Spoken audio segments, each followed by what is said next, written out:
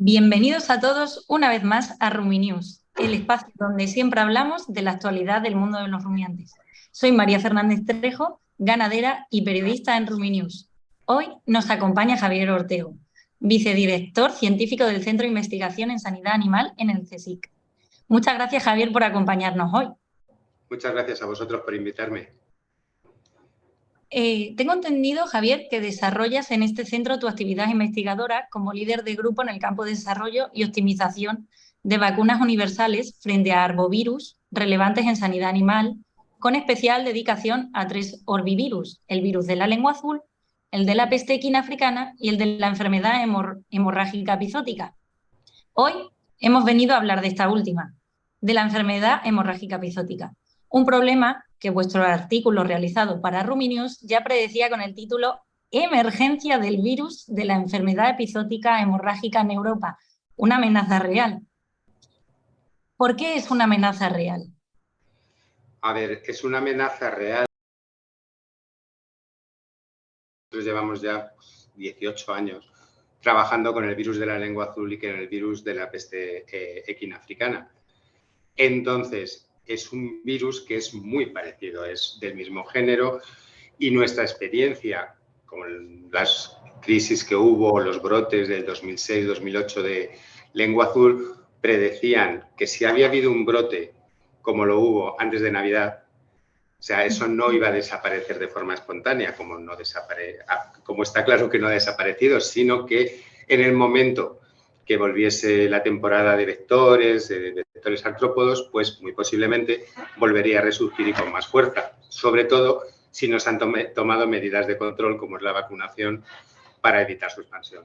Entonces, no es que nosotros fuésemos más listos que nadie, simplemente la experiencia con lengua azul, la experiencia con peste equina africana nos decía que muy posiblemente este virus iba a seguir el mismo camino y bueno, a la vista está que así ha sido. ¿Y en qué consiste esta enfermedad, que es la enfermedad hemorrágica epizótica? ¿Por qué ese nombre? A ver, este es una enfermedad que es causada por un virus, que es el virus que tiene el mismo nombre de la enfermedad hemorrágica epizootica.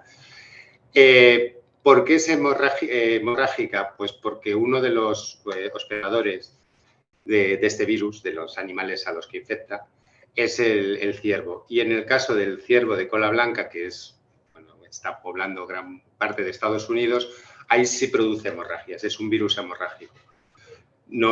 Por ejemplo, no en todos los rumiantes a los que puede infectar este virus se comporta igual. O sea, no es lo mismo la infección en un ciervo de cola blanca que lo que se está pudiendo ver aquí en ciervos corzos que tenemos cérvidos en la península ibérica, o en el bovino, o en ovino, o en el caso de las cabras. O sea, dependiendo del animal al que infecte siempre un rumiante, va a producir signos clínicos u otros. Y el más grave es el que se produce en los ciervos de cola blanca. Entonces, bueno, de ahí viene ese nombre. Y epizootico porque infecta distintas especies. En vuestro artículo comentáis que vamos a llamarlo a partir de ahora el EHE, procede del virus VEHE, que es similar al de la lengua azul. ¿Por qué se parecen tanto? ¿O en qué se parecen? Sí, son virus que son del mismo género, o sea, del género Orbivirus. Entonces, el virión, lo que es el virión, el virus, tiene la misma estructura, la misma composición de proteínas, la misma cantidad de segmentos genómicos, porque es un virus que es de RNA doble cadena y segmentado, entonces tiene 10 segmentos, que se conoce la proteína que codifican. Entonces, en ese sentido, varía un poco el diámetro del virión, pero bueno, en ese sentido son muy parecidos, igual que lo es al de peste equina. Entonces, por eso son virus muy parecidos. Luego, en cuanto a la transmisión, pues también la transmisión es debida a un vector artrópodo, que en este caso son los culicoides, igual que ocurre con los otros dos virus. Entonces, son parecidos en el ciclo del virus dentro de la célula también, los tejidos a los que infecta también, los signos clínicos también son parecidos. Entonces, tienen muchas similitudes, sobre todo con lengua azul, que también infecta rumiantes, claro. ¿Podrías explicarnos un poco cuál es la distribución de este virus o cómo ha aparecido en Europa? A ver, este virus prácticamente está por todo el mundo. O sea, podemos encontrarlo, o sea, no de forma habitual, pero se producen brotes de forma, pues eso, de vez en cuando pues en Norteamérica, como decía, es una zona en la costa oeste, perdón, de Norteamérica, Estados Unidos, Canadá, está muy presente y afecta, como te decía, al ciervo de cola blanca con unas mortalidades altas porque produce una enfermedad hemorrágica. También ha aparecido en zonas como Brasil, en América del Sur, en Asia. De hecho, en Japón tiene uno de estos virus, porque esto no lo he dicho. Un parecido también con el virus de la lengua azul es que se han descrito varios serotipos para este virus. O sea que, y las vacunas, por desgracia, que se generan para un serotipo no suelen funcionar para un serotipo distinto. Entonces, bueno, en Japón, como decía, hay uno que tiene nombre propio, que es el virus Ibaraki, lo llaman, que es un virus de la enfermedad hemorrágica epizootica, creo que es de serotipo 2. Y, bueno, pues es un sitio donde puede haber brotes también de forma esporádica. Australia también está presente este virus. Y lo que nos preocupa a nosotros, como europeos, es que está presente en el norte de África. Entonces, eso es la preocupación mayor y lo que ya el año pasado grupos colaboradores nuestros en Italia y en Francia ya estaban pendientes porque, claro, en Túnez estaba circulando este virus de una forma muy activa a la vez que circulaba junto con lengua azul. Entonces, era muy fácil, igual que de Túnez pasa a Italia, pueden pasar vectores infectados, culicoides infectados, pues la cosa era que no pasase también infectados no solo de lengua azul, sino de la enfermedad hemorrágica epizootica. Entonces, la aparición en Europa pues llegó a través de Túnez. ¿Por qué? Pues porque el virus se ha secuenciado, el virus italiano, también luego ha sido el español, y es el mismo serotipo y es 100% idéntico al virus que estaba en Túnez. Entonces, el salto a Italia está claro, ha llegado desde Túnez.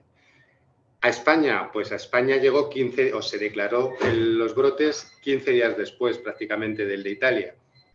¿Cómo han llegado? Pues en Marruecos no había brotes declarados, entonces siempre te queda la duda. Quiero decir, es igual que el del italiano, muy posiblemente venga del norte de África, pero es menos claro que el de Túnez, que es evidente que la distancia entre Túnez y Sicilia es mínima y es muy fácil que lleguen por movimiento de vientos o pues eso, que lleguen los vectores. Posiblemente el nuestro venga del norte de África también. Y bueno, y a partir de ahí, pues entró por el sur de España, de la península ibérica, y ha ido subiendo hacia el norte, como hemos visto, hasta llegar prácticamente al borde con la Comunidad de Madrid. O sea que... ¿Cuál es el peligro real de que a lo mejor esta enfermedad se extienda por toda la península? A ver,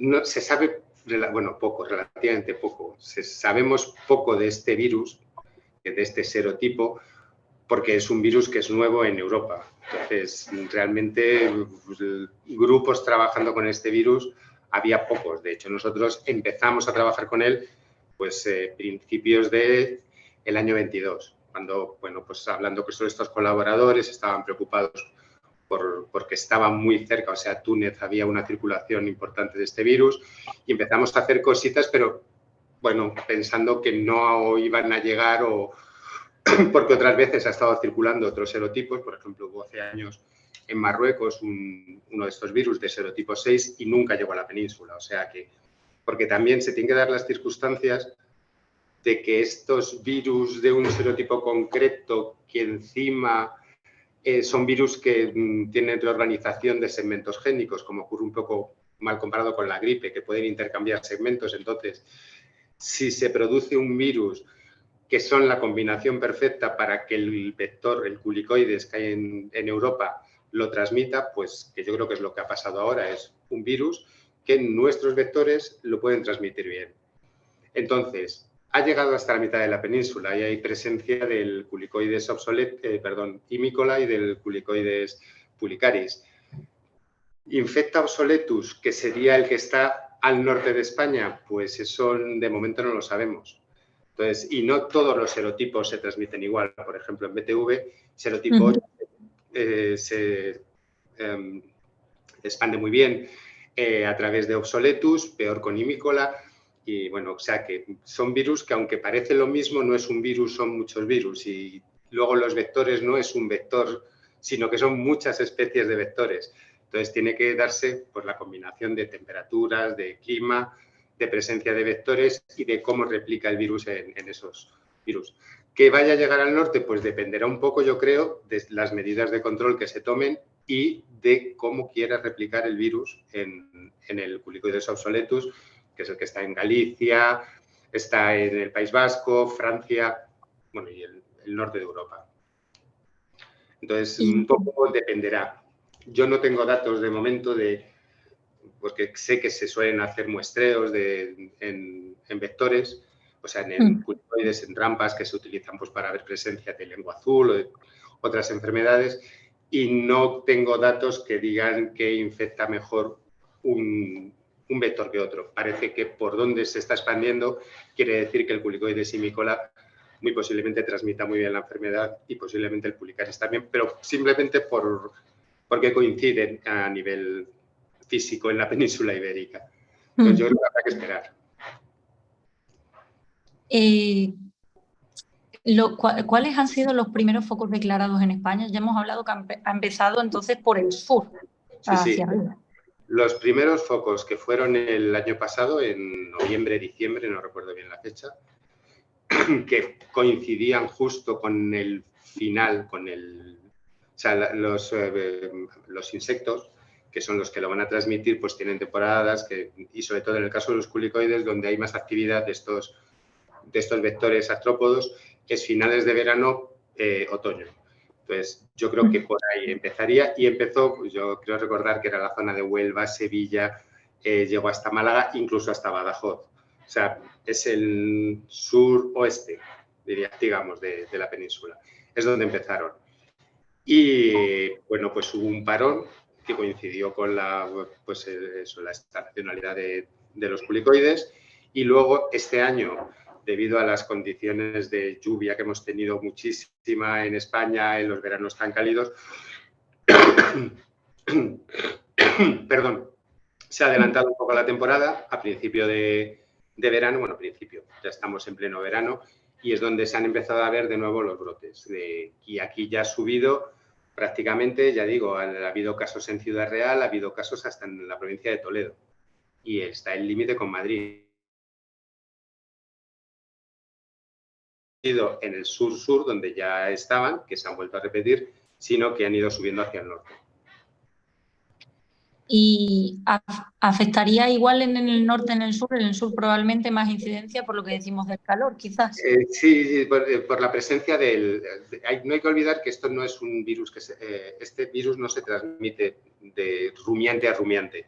Necesita de un mosquito que transmita la enfermedad. Entonces, pues eso viene condicionado por las temperaturas, la humedad, que es lo que hace que haya presencia o ausencia de esos vectores transmisores en el ambiente. Entonces, el norte, pues ya te digo, si el obsoletus transmite bien, que vive en unas condiciones de temperaturas más bajas, tal, pues posiblemente la transmisión seguiría. Si por lo que sea no se transmite bien en ese vector, pues quedaría un poco frenada la subida hacia el norte. ¿Podrías explicarnos un poco a qué animales puede afectar? Hemos dicho rumiantes, pero a lo mejor tienen alguna diferencia, afecta más a los ciervos, a las vacas. A ver, lo que afecta, infecta a todos los rumiantes. Entonces, como te digo, los ciervos los infecta, no todos los ciervos por igual, los de cola blanca con una gravedad mayor, pero también por las últimas noticias y las declaraciones que ha hecho el IREC, que es el Centro de Ciudad Real de Fauna Silvestre, pues se han visto ciervos afectados, hablan de incluso un 4% de mortalidad en animales infectados, obviamente, no en... Bueno, que dicen que no es explosiva, pero bueno, que puede ser alta. Entonces, los ciervos también nos está afectando. Luego, en concreto, el virus de serotipo 8 que tenemos en España está afectando a bovino, o sea, es donde da signos clínicos como más evidentes. No produce signos clínicos en oveja ni en cabra. pero en ambos animales replica bien, lo cual es un problema, porque aunque no manifieste signos clínicos, tú no vas a saber que ese animal está infectado y el culicoides, o sea, el vector, si se alimenta de esa oveja, puede pasar a alimentarse de la oveja y pasarlo. O sea, al no dar la cara sería como los asintomáticos en la época del COVID. Al no tener unos signos clínicos claros, pues va a hacer que sea más difícil de controlar, porque tú, un animal enfermo, lo puedes confinar, pero un animal que no lo sabes, sería controles aleatorios y poco más. Entonces, bueno, esos son los animales que infectan. Y la gravedad, como te digo, pues depende del tipo de cibo, pero en este caso concreto. Y tampoco los signos clínicos o la gravedad de la enfermedad en bovino es muy alta. O sea, quiere decir que sí produce, pues ha habido otros serotipos, por ejemplo, en Israel hace años, que afectó muchísimo a la producción de leche, a la producción de carne, porque uno de los síntomas es que adelgaza muchísimo. Entonces, bueno, era más problemático porque también afectaba a la economía más, pero bueno, que aquí este serotipo en concreto, ahora que tenemos, parece que en animales de producción el que más afecta es a bovino y tampoco con una enfermedad muy, muy aguda. ¿Podrías explicarnos un poco cuáles son sus signos clínicos, su sintomatología, en qué nos tenemos que fijar? A ver, un poco sería parecido a lo que puedes observar con lengua azul. O sea, que fiebre tienen los animales, tienen dificultad al tragar, anorexia, pueden tener cojera, pueden tener ulceraciones en la boca, eso hace que coman menos, también adelgacen, pueden tener inflamación y rojeces en las ubres. Entonces, bueno, es un poco lo que de visu puedes ver de que este animal, que puede ser, como digo, lengua azul o podría ser, luego ya el diagnóstico te dice qué tipo de virus es. Y volviendo al tema de ovejas y cabras, entonces puedes tener una oveja y que no muestre ningún tipo de signo, Correcto, y la oveja hace su vida normal y la cabra igual. correcto. Curioso, la verdad. Curioso y en realidad algo peligroso, ¿no? Porque claro.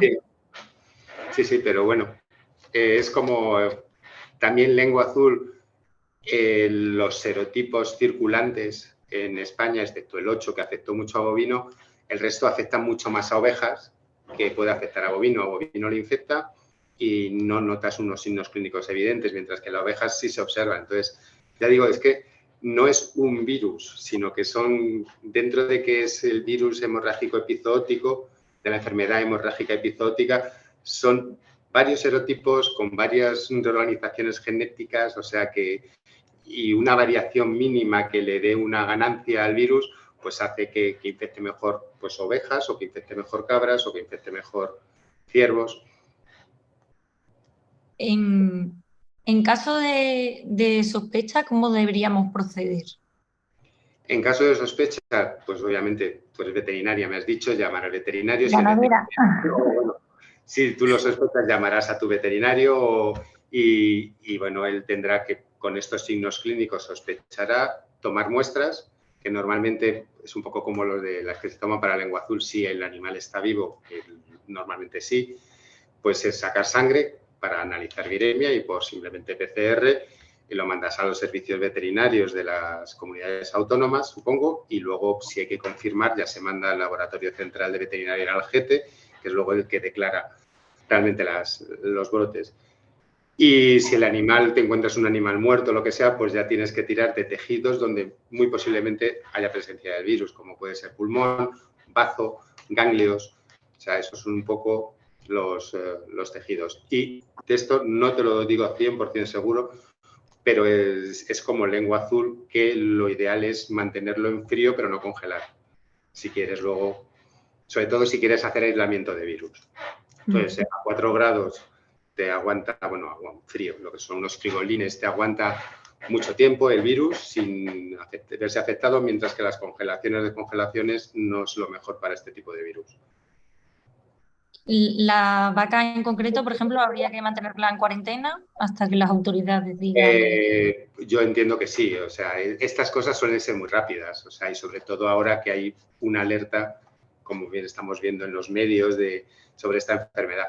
Entonces, sí, lo ideal, si cuando se declara en una granja un brote, lo que se hace es cuarentenar esa zona y luego impedir, que eso ya tiene que ver con connotaciones económicas, impedir el movimiento de ganado vivo hacia afuera de 100, o sea, se queda restringido un radio de 150 kilómetros de donde se ha producido el brote o de la granja que se ha producido el brote.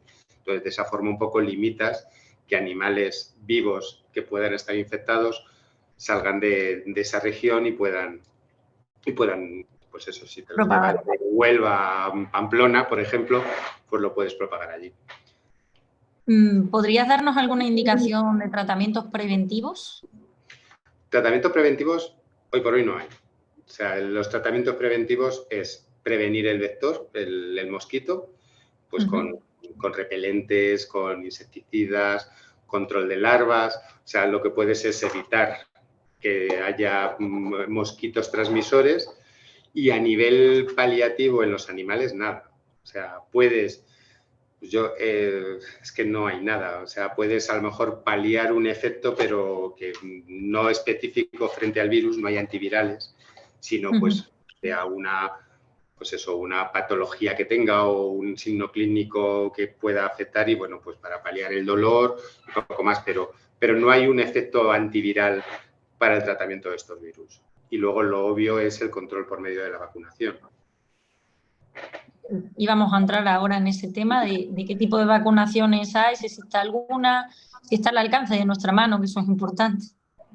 Pues, a ver, por lo que yo sé, en Europa no hay vacunas comerciales. O sea, hay en Estados Unidos, que es donde tienen mayor problema con esta enfermedad, en la costa este, lo que sí se hace es vacunar. Hay una vacuna para ciervos que se tienen en cautividad. O sea, imagino que en zoos, reservas. Entonces, ahí sí hay unas vacunas y en caso que se produzca un brote, se aísla ese virus que ha producido el brote, se genera una vacuna inactivada que va a ser específica para ese brote. En Japón sí hay una vacuna, pues frente a este Ibaraki famoso que les ha dado problemas. Y en Europa no hay, pero yo creo que principalmente porque tampoco hemos tenido el problema nunca. Y estas cosas funcionan un poco así. Si no hay problema, pues... Y claro, en principio no. Creo que Marruecos en su momento con serotipo 6 también generó una vacuna. O sea, son vacunas de emergencia que se generan con el aislado que en el momento está circulando. Haces una vacuna inactivada que, bueno, medianamente funciona y ya está. Y un poco... Pero hoy por hoy en España y en Italia creo que tampoco hay una vacuna preparada que puedas ir mañana y decir vamos a vacunar. Porque, bueno, aunque sea una vacuna inactivada, tiene que tener una serie de controles. Quiero decir que no es hacer el virus inactivado y se lo da a las granjas y lo ponen. Tiene que haber primero unos controles previos, pues porque suelen llevar adyuvantes, que aunque están muy controlados, pero bueno, como cualquier vacuna. Entonces, bueno, nosotros estamos o llevamos años trabajando con vacunas de nueva generación frente a lengua azul y ahora también en un proyecto europeo estamos con peste equina y la idea era, utilizando todo el conocimiento que tenemos con esos virus, pues saber qué proteínas son importantes para producir anticuerpos neutralizantes, qué proteínas pueden ser importantes porque son comunes entre serotipos para generar una vacuna multiserotipo que no tengas que esperar a ver qué brote es, qué serotipo es generar esa vacuna, sino que de forma preventiva. Pero bueno, todo pasa por obtener financiación, que la consigas. Entonces, bueno, ahora hay una cosa de la Unión Europea, de unos partenariados y tal en salud animal, que junto con nuestros colaboradores de Italia, pues bueno, vamos a intentar desarrollar vacunas subunidad y otras vacunas basadas en vectores virales e intentar generar una vacuna, pero bueno, está solicitado, se tiene que conceder y bueno, todo eso va lento porque todo cuesta dinero y personal a contratar, o sea, y son cosas lentas. Pero vamos, que ahora mismo hay lo que hay y lo más urgente, si se decide, entiendo, sería una vacuna inactivada, pues para atajar el problema que hay en este momento y no olvidar que igual que le hemos tenido el problema ahora, puede aparecer dentro de 10 años. Entonces, estar preparados, que eso en España nos cuesta mucho en general, prepararnos para el futuro. pero bueno, pero es lo que hay en vacunas, o sea, no hay mucho más. Y para finalizar, vamos a meternos un poco en materia económica, como qué implicaciones económicas y comerciales puede tener esta declaración de estos brotes en España, cómo pueden afectar a la comercialización, ¿no? Por lo que decíamos de Sí. un control en estos animales. No, de momento, y estos son de fuentes del Ministerio de Agricultura, como te digo, que una vez que se localizan los focos, pues un poco en un radio de 150 kilómetros no se permite el movimiento de ganado. Y las últimas noticias de esta semana, el último mapa que puedes sacar del Ministerio, es que se ha restringido el movimiento de ganado, no para sacrificios, sino de ganado vivo, tanto ovino, bovino, caprino, desde, pues te diría, o sea, te lo puedo mirar, ya te digo, de Castilla-La Mancha, o sea, Castilla-La Mancha, está Ciudad Real y está Toledo, no se puede mover ganado de ahí, Extremadura completa, Andalucía occidental, y bueno, esperemos que la cosa quede ahí. Entonces, para esa gente supongo que el problema económico es gordo, porque no pueden vender su ganado o sacar su ganado de esas zonas al exterior. Y, por supuesto, no lo puedes sacar de allí para vender a la comunidad europea. Así que ese es el mayor problema. Y eso, pues, imagino que si un ganadero tiene pensado vender... nosotros hemos tenido problemas para hacer investigación de haber buscado granjas, en el caso de Lengua Azul, en Castilla-La Mancha, y debido al problema de la viruela, después de tenerlas comprometidas, no poderlas traer a Madrid, porque, Ya. o sea, y eso a nosotros pues te fastidia un experimento, un estudio. Imagínate una persona que tiene una ganadería y que hay mucho dinero de por medio y de mucho tiempo, entonces es un problema gordo. Totalmente. Tenía entendido que probablemente entonces me haya equivocado. Quizás si no tiene signos clínicos y con las correspondientes pruebas veterinarias sí que podían circular por la península, ¿no? Bueno. Yo, vamos, lo puedo leer textual, pero es como... A ver dónde está.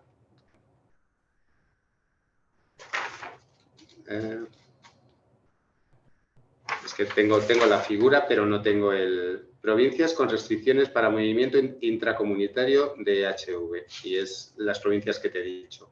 Entonces, yo no sé si a lo mejor, sí, dado que no hay vacunación, porque la vacuna inactivada, el problema que tiene es que te va a dar, o sea, si esté vacunada o inactivada, no vas a poder, vacunada o infectada, no puedes distinguirlo.